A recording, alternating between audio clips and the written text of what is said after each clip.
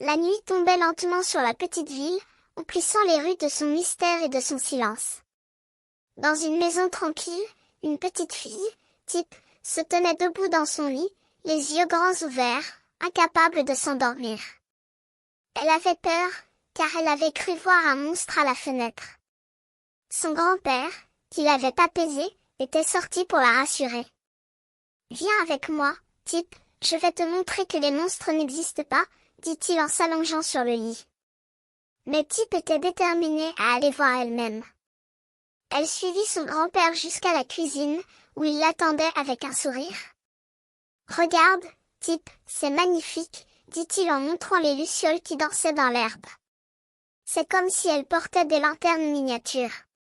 Tip regarda les lucioles, incrédule, et son grand-père ajouta, « Et regarde, ces points noirs dans l'herbe, c'est l'ombre des lucioles. Et ce ululement, c'est la chouette.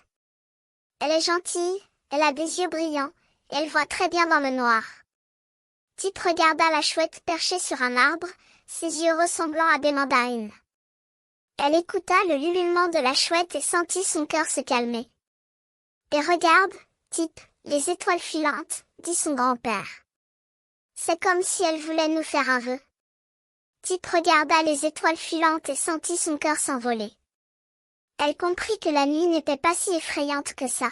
« Je comprends mieux maintenant, grand-père, » dit-elle. « Les monstres sont peut-être juste des ombres, des branches qui bougent dans le vent. » Son grand-père sourit et l'appuya doucement sur le lit. « Tu as appris une leçon importante, Tip. Quand on comprend l'origine de nos peurs, elles disparaissent comme les ombres. » Tip regarda son grand-père et sentit sa peur s'évanouir. Elle comprit que la nuit n'était pas si dangereuse que ça, et qu'il y avait beaucoup de choses magnifiques à découvrir. Et comme elle se sentait fatiguée, son grand-père l'aida à se coucher, lui faisant promettre de ne plus avoir peur de la nuit. Tip se sentit sourire, et bientôt, elle s'endormit, entourée de la paix et de la sécurité de la nuit.